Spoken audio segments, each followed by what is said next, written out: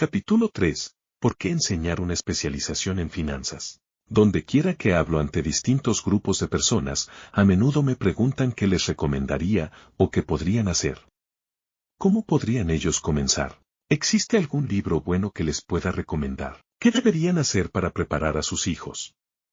¿Cuál es el secreto del éxito? ¿Cómo hago yo para ganar millones? Me preocupa que mucha gente esté demasiado enfocada en el dinero y no en su mayor riqueza, que es la educación. Si las personas están preparadas para ser flexibles, mantener una mente abierta y aprender, ellas se harán más ricas a través de los cambios. Si creen que el dinero va a resolver los problemas, me temo que estas personas atravesarán un escabroso recorrido. La inteligencia resuelve los problemas y produce dinero. El dinero sin inteligencia financiera es dinero que desaparece pronto. La mayoría de las personas no se da cuenta de que en la vida lo que cuenta no es cuánto ganan, sino cuánto conservan. Todos hemos oído historias de ganadores de la lotería que eran pobres, de repente se hacen ricos, y luego pobres otra vez. Ganan millones, y de golpe vuelven a estar en su mismo punto de partida. De manera que cuando la gente pregunta, ¿por dónde comienzo? O, dígame cómo hacerme rico rápidamente, generalmente se sienten defraudados con mi respuesta. Yo simplemente les respondo lo mismo que Padre Rico me dijo cuando yo aún era un niño pequeño: si quieres ser rico, es necesario que te instruyas financieramente. Ahora bien, llevar las cuentas posiblemente sea el asunto más aburrido del mundo. También, puede resultar el más confuso. Pero si usted desea ser rico por largo plazo, debería convertirse en el asunto más importante. La pregunta es, ¿cómo puede usted tomar un tema aburrido y confuso y enseñárselo a los niños? La respuesta es, hacerlo simple. Enséñeles primero con imágenes. Regla única. Usted debe conocer bien la diferencia entre un activo, inversión, valor, y un pasivo, obligación, compromiso, y adquirir o generar activos. Si desea ser rico, esto es todo lo que usted necesita saber. Aunque puede sonar absurdamente simple, la mayoría de la gente no tiene ni idea de su profundo alcance. Muchas personas luchan financieramente porque desconocen la diferencia entre una inversión y una obligación. Las personas ricas adquieren activos. Los pobres y la clase media adquieren pasivos, obligaciones, pensando que son activos. ¿Usted quiere decir que todo lo que necesitamos saber es qué son los activos, adquirirlos y seremos ricos? Pregunté. Padre Rico asintió afirmando, es así de simple. ¿Qué diferencia hay entre activos y pasivos? Pregunté. Padre Rico respondió, un activo es algo que pone dinero en mi bolsillo. Un pasivo es algo que saca dinero de mi bolsillo. Esto es realmente todo lo que usted necesita saber. Si usted quiere ser rico, simplemente pase su vida adquiriendo activos. Si usted quiere ser pobre o clase media, pase su vida contrayendo obligaciones. No conocer la diferencia es la causa de la mayor parte de las dificultades financieras del mundo real. La falta de formación, tanto en relación a las definiciones como en los números, es el punto de partida de los desbalances financieros. Si las personas se hallan atravesando dificultades financieras, es que algo está siendo malentendido. De manera que si usted desea ser rico y conservar su riqueza, es importante especializarse en finanzas, tanto en los términos como en los números. En el 80% de las familias, la historia financiera es una historia de trabajo arduo, esforzándose por salir adelante. Y no porque no ganen dinero, sino porque pasan su vida contrayendo obligaciones en lugar de adquirir activos. En el caso de una persona pobre, una de clase media, y una rica, la forma en que el dinero fluye, nos permite conocer su historia financiera. Es la historia de cómo una persona maneja su dinero, y qué hace luego de tenerlo en sus manos. El mayor error de la mayoría de las personas es creer que más dinero resolverá todos los problemas.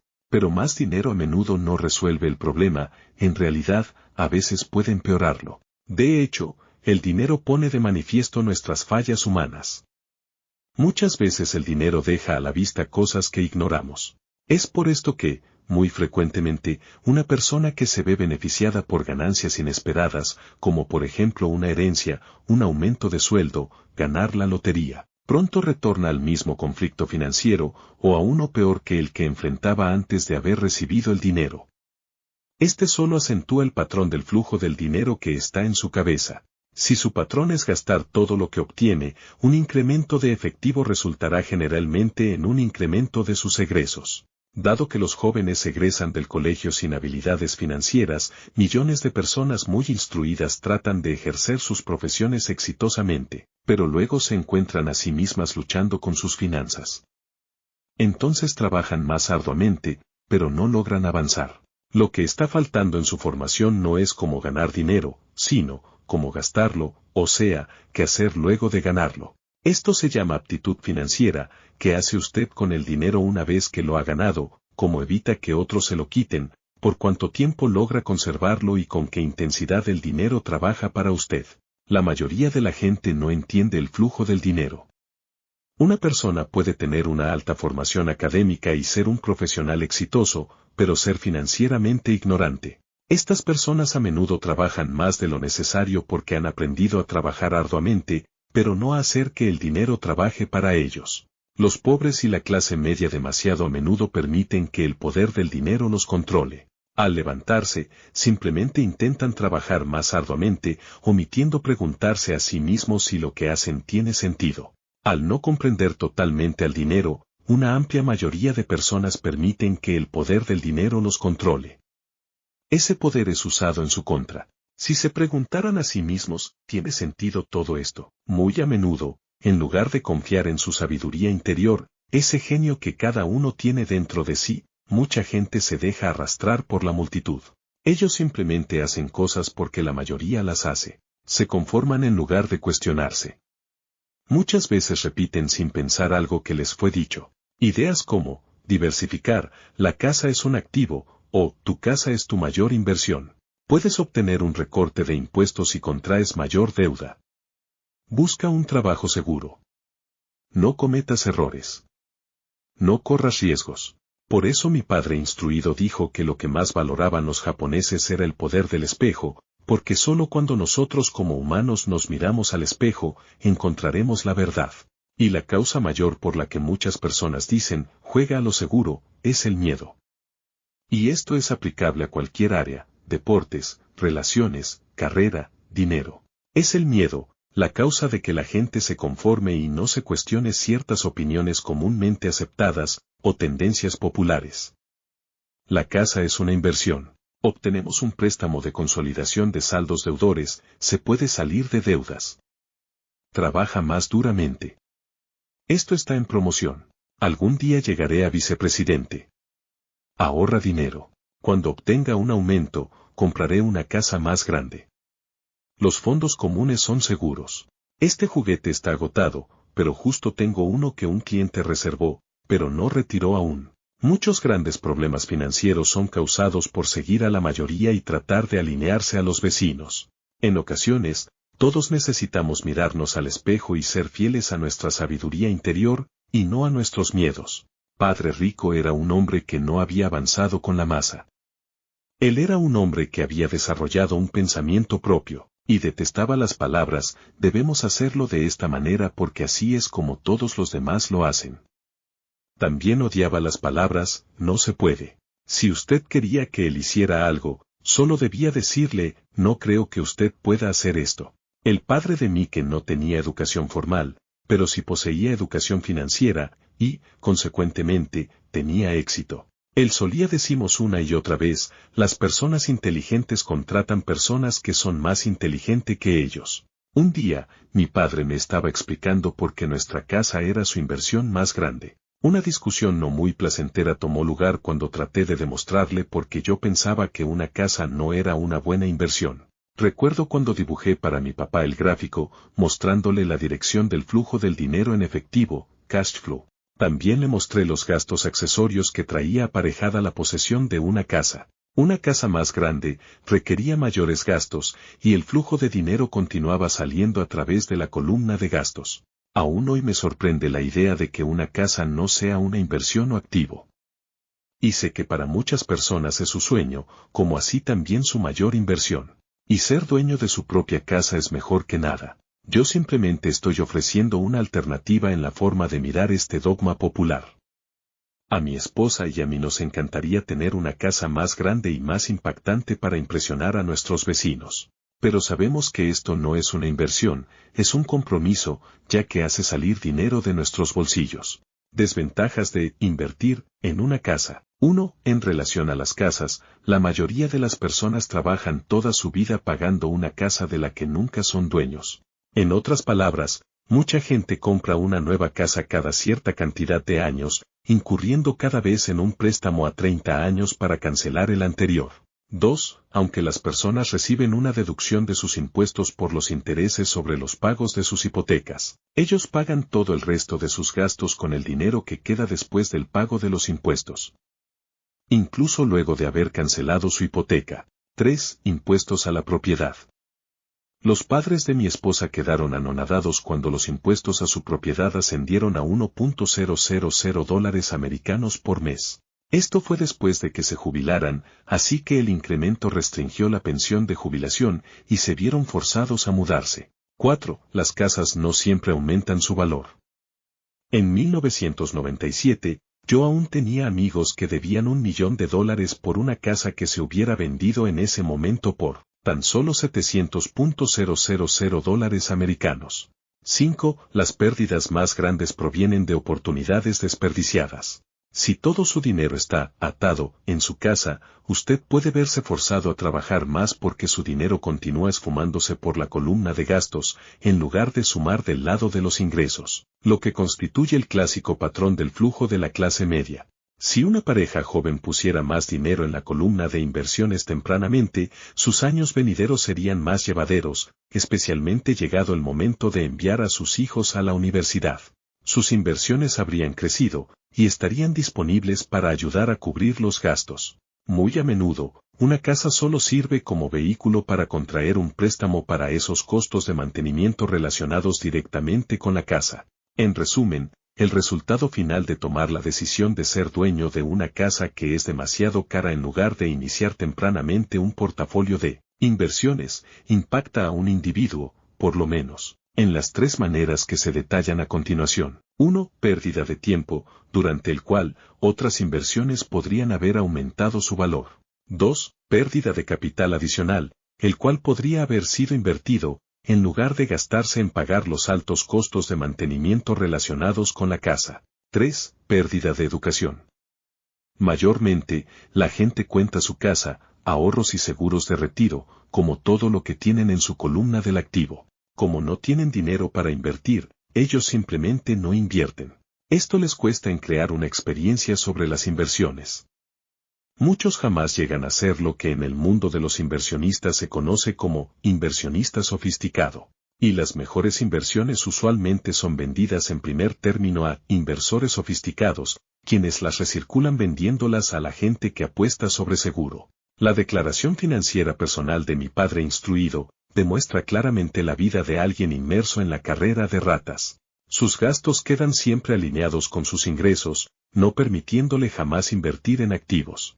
Como resultado, sus obligaciones, tales como su hipoteca y deudas de tarjetas de crédito, son más grandes que sus inversiones. Por otro lado, la declaración financiera de mi padre rico refleja el resultado de una vida dedicada a las inversiones minimizando las obligaciones. En la revisión de la declaración financiera de mi padre rico, muestra por qué los ricos se vuelven más ricos. La columna del activo genera más que suficiente ingreso como para cubrir los gastos, y el saldo positivo es reinvertido nuevamente en la misma columna. Esta continúa creciendo y, por lo tanto, el ingreso que produce crece con ella. Comienza a generarse el resultado, los ricos se vuelven más ricos. La clase media se halla a sí misma en un constante estado de angustia financiera. Su ingreso primario es a través de salarios, y a medida que sus salarios aumentan, también se incrementan los impuestos. Sus egresos tienden a aumentar en forma similar a los incrementos de salario, de ahí la frase, carrera de ratas. Ellos consideran su casa como su inversión primaria, en lugar de invertir en adquisiciones que generen ingresos. Este patrón de considerar su casa como una inversión, y la filosofía de que un aumento de sueldo significa que usted puede comprar una casa más grande o incrementar sus gastos, es la base de la sociedad actual atrapada por las deudas. Este proceso de incrementar los gastos pone a las familias en grandes deudas y mayor incertidumbre financiera. aunque ellos estén avanzando en sus trabajos y recibiendo aumentos regularmente. Esto es vivir con un alto riesgo causado por una pobre educación financiera. La pérdida masiva de empleos de la década de los 90, por reducción en el tamaño de las empresas, ha traído a la luz cuán insolvente es realmente la clase media, financieramente hablando. De pronto, los planes de pensiones de las compañías están siendo reemplazados por los planes de ahorro. Obviamente, la seguridad social está en problemas y no puede ser vista como una fuente de jubilaciones. Lo bueno hoy es que muchas de estas personas han reconocido estos principios y han comenzado a invertir en fondos comunes. Este aumento de las inversiones es principalmente responsable por las enormes corridas que hemos visto en el mercado de valores. Actualmente se están creando más y más fondos comunes para responder a la demanda de la clase media. Los fondos comunes son populares porque representan seguridad. Los inversores promedio de estos fondos están demasiado ocupados trabajando para pagar impuestos e hipotecas, ahorrar para la universidad de sus hijos y pagar sus tarjetas de crédito.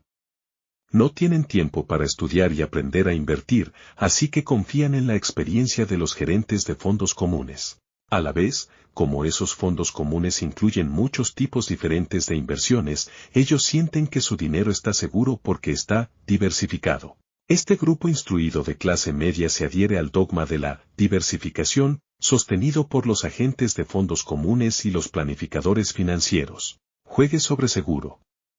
Evite riesgos. La razón por la que ellos tienen que jugar sobre seguro es que su posición financiera es, al menos, débil. Sus hojas de balance no están balanceadas. Están sobrecargados de obligaciones, sin ninguna inversión real que genere ingresos. Típicamente, su única fuente de ingresos es su salario. Su subsistencia depende enteramente de su empleador.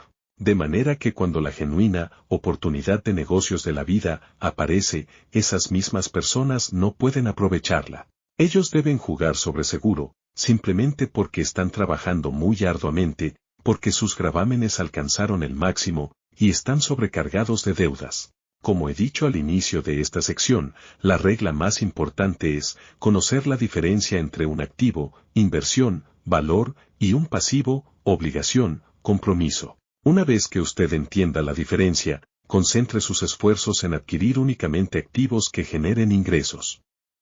Esa es la mejor forma de iniciarse en el camino para hacerse rico. Manténgase haciendo eso, y su columna del activo crecerá.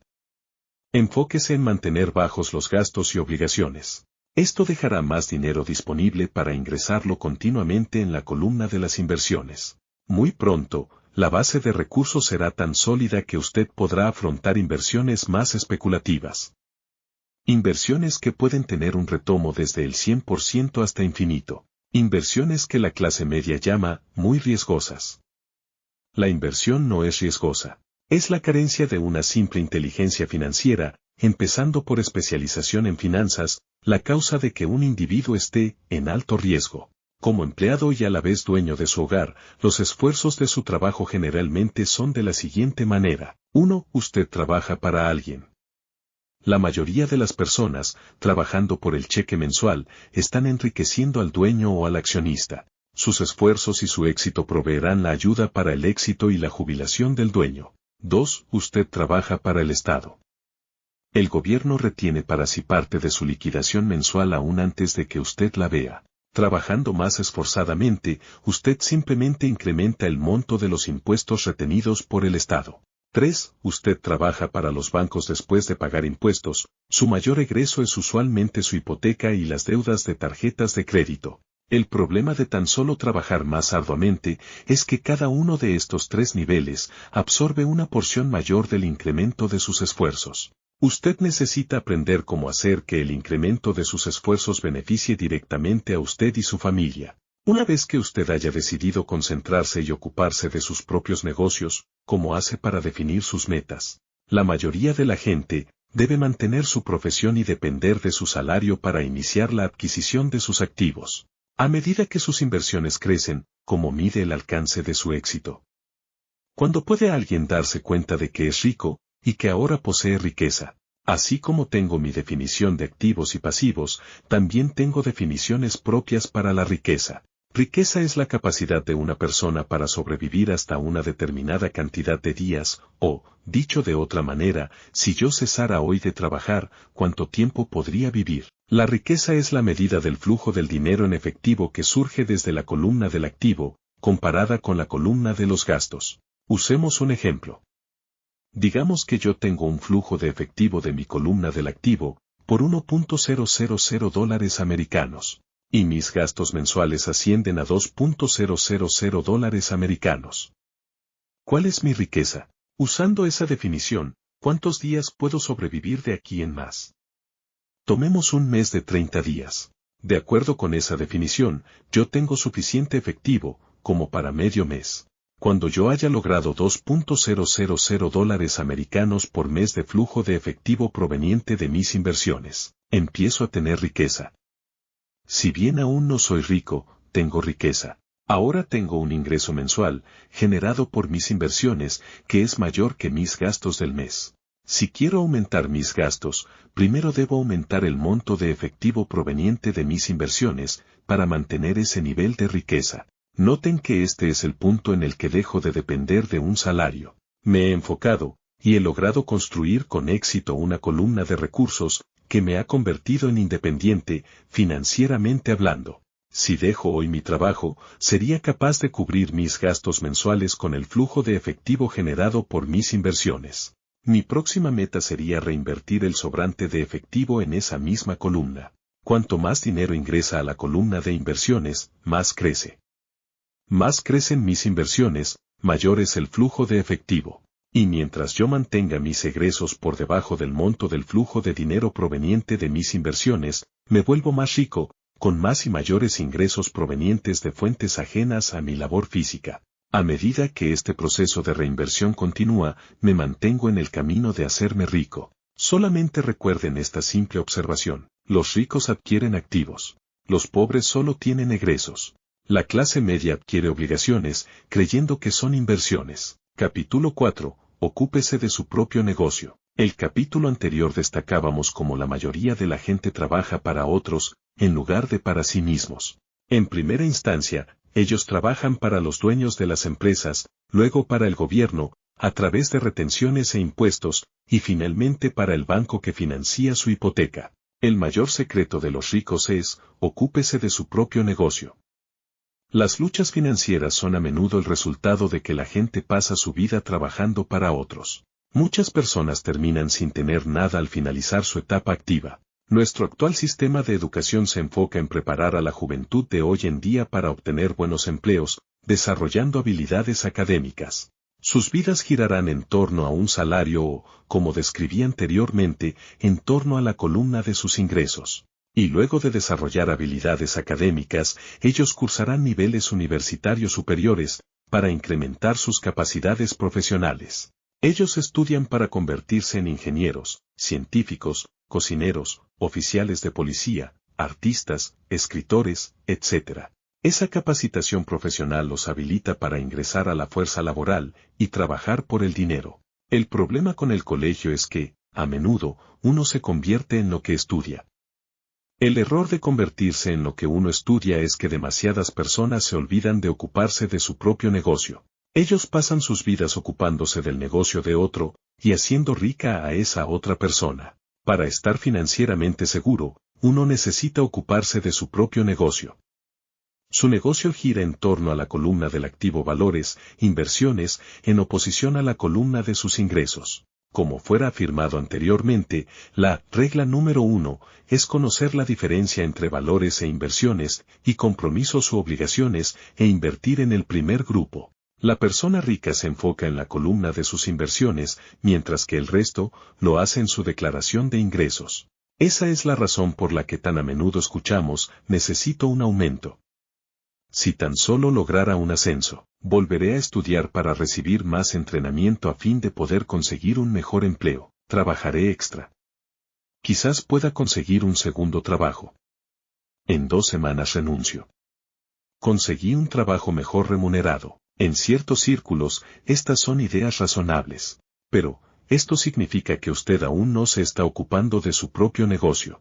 Esas ideas están enfocadas en la columna de los ingresos, y solo lo ayudarán a ser financieramente más seguro si el dinero adicional es usado para adquirir inversiones generadoras de ingresos. La razón primaria por la cual la mayoría de los pobres y la clase media son financieramente conservadoras, lo que significa, no puedo asumir el correr riesgos, es que carecen de una base financiera, que les dé confianza. Ellos tienen que depender de sus trabajos. Deben jugar sobre seguro. Cuando la reducción del tamaño de las empresas se convirtió en una tendencia, millones de trabajadores descubrieron que su más grande inversión, su casa, seguía costándoles dinero mes a mes. El automóvil, otra inversión, también los consumía vivos. Los equipos de golf archivados en el garaje, que habían costado $1.000 americanos, ya no costaban esa cifra. Sin la seguridad de un empleo, no tenían nada en que respaldarse.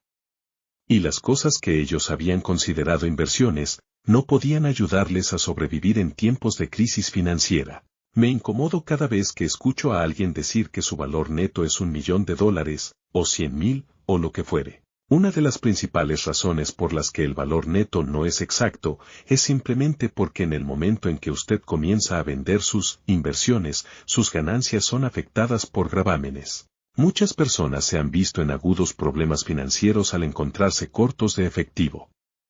Para aumentar su ingreso, venden sus inversiones. En primer lugar, sus adquisiciones personales generalmente pueden venderse por tan solo una fracción del valor expresado en su hoja de balance. Y si se produce alguna ganancia con la venta de esos activos, éstas se gravan con impuestos sobre dichos montos. Así que nuevamente el gobierno cobra su parte de la ganancia, reduciendo aún más el monto disponible que ayudaría a la persona a salir de deudas. Esta es la razón por la que digo que el valor neto de alguien, a menudo vale menos de lo que él creía. Comience a ocuparse de su propio negocio. Mantenga su trabajo mensual, pero comience a adquirir verdaderas inversiones, no obligaciones o efectos personales que no tienen valor real una vez puestos en su casa. Para los adultos, mi mensaje es mantener los gastos bajos, reducir los compromisos, y construir diligentemente una sólida base de inversiones. Para la gente joven que aún no ha dejado el hogar paterno, es importante que entiendan la diferencia entre inversiones y valores y compromisos u obligaciones. Traten de lograr que empiecen una sólida columna de inversiones antes de dejar el hogar, comprar una casa, tener hijos y debilitarse en una posición financiera de riesgo, dependiendo de un trabajo y comprando todo a crédito. Veo tantas parejas jóvenes que se casan y se atrapan a sí mismas en un estilo de vida que no les permitirá salir de deudas durante la mayor parte de su vida laboral. Entonces, ¿cuáles son las inversiones que sugiero que sus hijos realicen? En mi mundo, las verdaderas inversiones se encuadran en diferentes categorías. 1. Negocios que no requieran mi presencia. Soy el dueño, pero están dirigidos o administrados por terceros. Si tengo que trabajar allí, no es un negocio. Es mi trabajo. 2. Acciones. 3. Bonos. 4. Fondos comunes. 5. Propiedades que generen ingresos. 6. Letras. 7. Regalías por propiedad intelectual, como música, escritura, patentes. 8. Cualquier otra cosa que tenga un valor, produzca ingresos, esté en alza o tenga un mercado disponible. Cuando era un joven muchacho, mi padre rico me instó a adquirir inversiones que amara. Si no las amas, no cuidarás de ellas. Yo colecciono bienes raíces simplemente porque amo la tierra y las construcciones. Cuando llegan los problemas, no me resultan tan graves como para disminuir mi amor por los bienes raíces. Pero la gente que odia las propiedades, no debería adquirirlas. A mí me encantan las acciones de pequeñas empresas, especialmente de aquellas que se están iniciando. La razón de esto es que soy un emprendedor, y no alguien del mundo corporativo. De manera que mis compras de acciones, son usualmente de pequeñas compañías, y algunas veces, yo mismo las comienzo y luego las ofrezco a cotizar en bolsa. Se ganan fortunas en las nuevas emisiones de acciones, a mí me encanta el juego. Muchas personas temen a las compañías pequeñas, y las consideran muy riesgosas y lo son. Pero el riesgo siempre disminuye si usted ama aquello de lo que trata la inversión, la entiende y conoce el juego. Con compañías pequeñas, mi estrategia de inversión es vender sus acciones en un año. Mi estrategia de bienes raíces, Por otra parte, es empezar con una propiedad pequeña e ir cambiándola por una más grande y en ese proceso, demorar el pago del impuesto sobre las ganancias. Esto permite que el valor se incremente en una forma impresionante. Generalmente, retengo la propiedad por menos de 7 años. Por mucho tiempo, mantenía mi trabajo durante el día, pero también me ocupaba de mi propio negocio. Me ocupaba con mi columna del activo.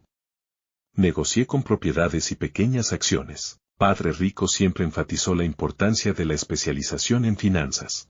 Cuanto mejor fuera yo para entender la contabilidad y la administración del efectivo, mejor sería para analizar inversiones y, eventualmente, iniciar y levantar mi propia empresa. No alentaría a nadie a que inicie una compañía a menos que realmente lo desee. Sabiendo lo que se acerca de llevar adelante una empresa, no le desearía esa tarea a nadie. Hay épocas en las que la gente no puede encontrar trabajo, e iniciar una empresa es una solución para ellos. Las cifras van en contra del éxito, 9 de cada 10 compañías fracasan en 5 años. Asimismo, entre las que sobrepasan los primeros 5 años, 9 de cada 10 eventualmente también fracasan. Así que tan solo lo recomiendo si usted realmente tiene el deseo de ser dueño de su propia empresa. De otra manera, conserve su trabajo durante el día y ocúpese de su propio negocio. Cuando digo ocuparse del propio negocio, quiero significar construir y mantener fuerte la columna del activo. Una vez que $1 ingresa a ella, nunca lo deje salir. Piense en ello de esta manera, una vez que $1 ingresa a la columna del activo, se convierte en su empleado. Lo mejor del dinero es que trabaja 24 horas al día y puede continuar haciéndolo por generaciones. Conserve su trabajo, sea un excelente trabajador, pero siga construyendo esa columna del activo. A medida que el flujo de su dinero en efectivo crece, puede adquirir algunos lujos. Una cosa importante de destacar es que la gente rica se compra los lujos al final, mientras que las clases media y pobre tienden a hacerlo al principio. Las clases media y pobre a menudo compran ítems lujosos tales como casas grandes, diamantes, pieles, joyas o barcos, porque quieren parecer ricos. Y aparentan serlo, pero en realidad, solo profundizan sus deudas o su toma de crédito. La gente que ha tenido dinero siempre, los ricos desde largo plazo, construye primero la columna de sus inversiones. Luego, el ingreso proveniente de esa columna, paga sus lujos. Las clases media y pobre compran lujos a costa de su propio sudor, sangre y herencia de sus hijos. Un lujo verdadero es una recompensa que surge como consecuencia de haber adquirido y desarrollado una verdadera inversión. Luego de que usted se ha tomado el tiempo, ha invertido y ha construido su propio negocio, usted está listo para agregar el toque mágico, el secreto más grande de los ricos. El secreto que pone el camino del rico por delante del de la mayoría. La recompensa al final del sendero, por haberse tomado el tiempo diligentemente para ocuparse de sus propios negocios.